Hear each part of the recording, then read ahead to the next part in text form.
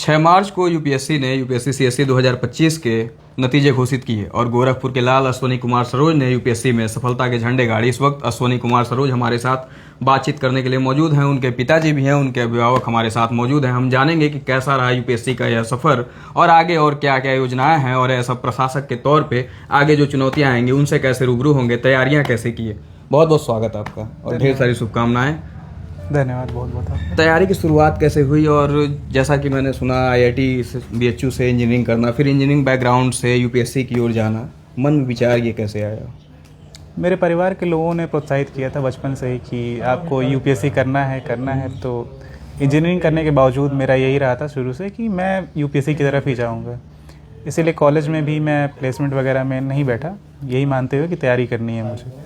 फिर 2020 में चूंकि कोविड आ गया था तो तैयारी एक साल डिले करनी पड़ी। उसके पश्चात 2021 से मैं तैयारी में लगा हुआ था। 2021 से खुद से तैयारी कर रहे थे आप, सेल्फ स्टडी कर रहे थे? नहीं, 2021 से मैं दिल्ली शिफ्ट हो गया था। 2020 में कोविड के दौरान मैं सेल्फ स्टडी कर रहा था। जब रिजल्ट आपने देखा वो मोमेंट कैसा था और सबसे पहले किसको आपने बताया, किसके साथ इस खुशी को आपने शेयर किया और कितनी बार रिफ्रेश करके चेक करना पड़ा कि अच्छा नाम हमारा ही है? रिज़ल्ट तो एक तो अचानक आ गया था, तो मुझे अंदाज़ा नहीं था उस दिन आने वाला है। और मेरे साथ उस समय मेरी बहन और मेरा छोटा भाई था। तो सबसे पहले तो मैंने चेक किया बिना बताए कि मेरा रोल नंबर है या नहीं। रोल नंबर से चेक किया, फिर नाम से चेक किया, फिर एक बार स्क्रॉल करके चेक किया, तभी भी विश्वास नहीं हुआ तो अपनी बहन को दिया। उसने फिर मुझे चेक करके बताया, तब मैं माना कि अच्छा मेरा हो गया है। फिर मैंने दूसरों को बताना शुरू किया। यूपीएससी की तैयारी करने वाले लाखों बच्चे अपने दिमाग में इमेजिन करिए उस दौर को जब आप तैयारी फील्ड में होते हैं और जिन संघर्षों का सामना किया जाता है। तो आप इस मोमेंट को इमेजिन करिए, बार बार वह रोल नंबर और नाम वाली लाइन आपके सामने फ्लैश हो रही होगी। सबसे पहले बताया आपने किसको? सबसे पहले मैंने, क्योंकि मौसी का कॉल आ रखा था, तो मैंने सबसे पहले उनको ही इन्फॉर्म कर दिया। फिर मैंने पापा को, चाचा को और बाकी परिवारजनों को। पिताजी भी मौजूद हैं अश्वनी के। कैसा रहा मोमेंट वो और जब पता चला कितनी खुशी थी, कैसा भावुक क्षण था वो? भावुक क्षण तो बहुत था और हम लोग चाय पी के आप ही के साथ आ रहे थे। अभी ऑफिस में एंट्री किए थे तब तक इनका फ़ोन आया। तो देखिए इन्होंने कहा पापा हो गया, तो हो गया। मैं सुना तो थोड़ा इनके में जोश नहीं दिखा। तो मैं थोड़ा सा फिर कहाँ रैंक कितना है 922, तो मैं समझ गया थोड़ा सा। हमको लगता है इनकी रैंक पर थोड़ा सा इनका जोश नहीं है, क्योंकि जनरली जोश में जब मेंस निकला था तो जोश में काफ़ी बोले थे। ये यहाँ जोश थोड़ा सा कम था। फिर मैंने दोबारा क्वेश्चन नहीं किया, ठीक है आप एंजॉय करिए, खुशी मनाइए। फिर सबको उस बैरियर को पार करना है एक बहुत बड़ी चुनौती होती है। जो 10, 12, 15 लाख बच्चे भरते हैं और 5 साल 7 साल जो लगातार तैयारी करते हैं, उन्हें पता है कि बॉर्डर के इस पार और उस पार में छोटा सा एक माइनर अंतर होता है। इन होना एक बहुत बड़ी उपलब्धि, बहुत बड़ी सिलेक्शन ही बहुत बड़ी बात है। अपने बात है करोड़ों लोगों में, जनता में सभी लोग फार्म तो भरते नहीं, 16-17 लाख भरते हैं, उसमें से 1000 के बीच में आना यही अपने आप में सिलेक्शन ही होना बड़ी बात है। और यही चीज़ मैंने इनको बताया भी है कि रैंक मतलब नहीं है और हमें सिलेक्शन से आपकी बहुत खुशी है। कैसे थे पढ़ने में बचपन से? और बहुत क्या ही मेधावी थे और सेल्फ मोटिवेटेड थे। हमको बहुत पढ़ाने में परेशानी नहीं हुई है और अपने से सब चीज़ कर लिए हैं। नहीं बहुत ट्यूशन व्यूशन का सहारा लिया गया है और जो भी पढ़े हैं उसको ढंग से पढ़े हैं और डेविएट नहीं हुआ है। मेन चीज़ ये इनका हर चीज़ अपना फोकस रहा है और फोकस से जो है जो, और सबसे चीज़ तो इनके में अनुशासन है और माता पिता के प्रति एक और अपने बड़े जनों का जो है आदर रखते हैं और जो भी हम लोग कहते थे उसको मानते थे अक्षर सा। इस कठिन परीक्षा में कंसिस्टेंसी ही सबसे बड़ा और एक अनुशासन ही सबसे बड़ा अहम रोल निभाता है। काफ़ी लंबा समय लगता है, लंबा प्रयास करना पड़ता है। कैसा रहा आपका एक्सपीरियंस जो था तैयारी के दौरान? बीच में कई ऐसा मोमेंट आता है टाइम में कि यार गड़बड़ हो रहा है। जैसा कि आपने बताया चौथा अटेम्प्ट था ये। जी। चौथे अटेम्प्ट में निकाला आपने, पहले अटेम्प्ट में पीटी क्वालिफाई नहीं हुआ, तो कभी कभी लगता है कि यार छोड़ देते हैं, बड़ा लंबा है। कभी तो उस मोमेंट को कैसे टैकल किया आपने?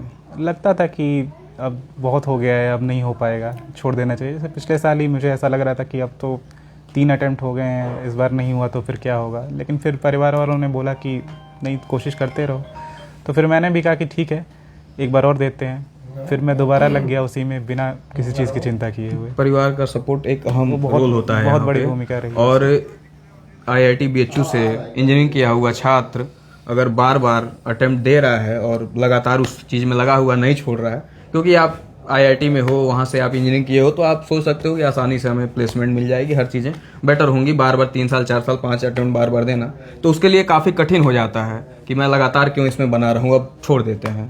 जी जी, एक तो ये रहता है कि कुछ और कर लें, कोई और नौकरी पकड़ लें, लेकिन फिर आता है कि नहीं, इसके लिए इतनी मेहनत की है, 3 साल लगा दिए, 4 साल लगा दिए, तो अब ये तो करके ही जाना है। तो ये एक बहुत बड़ा मोटिवेशन था मेरे लिए कि करके तो जाऊंगा, अब यही करूंगा। 2021 में आपने सेल्फ स्टडी की, फाउंडेशन के लिए खुद से तैयारी की आपने, कोचिंग, कुछ लोग कहते हैं कोचिंग बहुत ज़रूरी होता है, राजेंद्र नगर की धरती को छूना बहुत ज़रूरी होता है। खैर आप राजेंद्र नगर में रहे, लेकिन कोचिंग का क्या कितना इंपॉर्टेंस रोल रहता है? आपने सेल्फ स्टडी से क्वालिफाई किया। मेरा ये मानना है कि कोचिंग का रोल रहता है, मैं नकारूंगा नहीं उस बात को। मैंने भी सहारा लिया है, पूरी तरह से सेल्फ स्टडी नहीं, ऑनलाइन कोचिंग मैंने भी ली थी ऑप्शनल के लिए, जबकि मैंने पूरी कोचिंग भी ली है। और कोचिंग का रोल ये रहता है कि वो आपको गाइड कर देते हैं सही दिशा में। ऐसे आप पढ़ने जाएंगे तो समझ नहीं आता कि क्या पढ़ें। तो एक बार अगर आपने कोचिंग अटेंड कर ली तो आपको ये अंदाज़ा हो जाता है कि पढ़ना क्या है।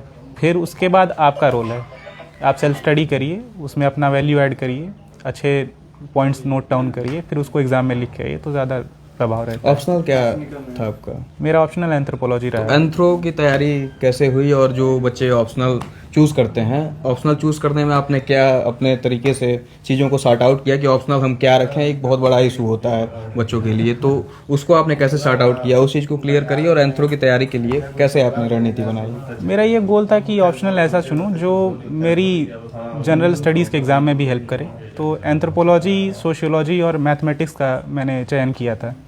फिर मैंने कुछ प्रीवियस ईयर क्वेश्चन लगा के देखे, तो मुझे समझ में आया कि सबसे जो छोटा सिलेबस आसानी से कंप्लीट किया जा सकता सिलेबस है वो एंथ्रोपोलॉजी का है, और मटेरियल भी मार्केट में सबसे ज़्यादा इसी का अवेलेबल है।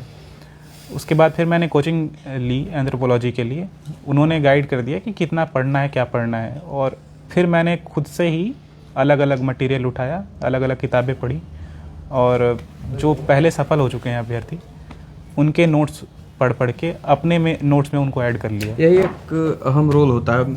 मटेरियल, एक दौर था कि मटेरियल कम होते थे, अब दौर है कि क्या छोड़ना है वो डिसाइड करना ये सबसे जरूरी हो। पहले क्या पढ़ना है वो ज़्यादा जरूरी होता था, अब क्या नहीं पढ़ना है वो डिसाइड करना सबसे इम्पोर्टेंट रोल होता है। इसको कैसे आपने टैकल किया? उसमें सबसे अहम भूमिका रहती है प्रीवियस ईयर क्वेश्चन की।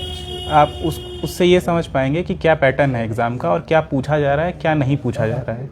तो सबसे पहले आप प्रीवियस ईयर क्वेश्चन को पढ़िए। मैंने भी यही किया था, मैंने सारे 10 साल के प्रीवियस ईयर क्वेश्चन पेपर उठाए, उसमें से जो मेजर थीम थी, क्या क्या पूछा जा रहा है, उसको नोट डाउन कर लिया। उससे ट्रेंड पता चलता है कि किस वे में जा रहा है, जैसे टॉपिक्स जितने हैं उसमें से किस वे में क्वेश्चन का फ्रेमिंग किया जा रहा है, और क्या क्या टॉपिक्स नहीं पढ़ना है उससे। यानी कि सबसे बड़ा गुरु आपका पीवाईक्यू ही है। जी जी, सिलेबस और पीवाईक्यू। इवन जनरल स्टडीज़ में भी यही रहता है कि आपको पीवाईक्यू सॉल्व करना बहुत ज़रूरी होता है, भले ही आप टेस्ट पेपर लगाएं या ना लगाएं। यदि आपने पीवाईक्यू नहीं लगाए तो बहुत मेजर पार्ट एग्ज़ाम का आप छोड़ रहे हैं।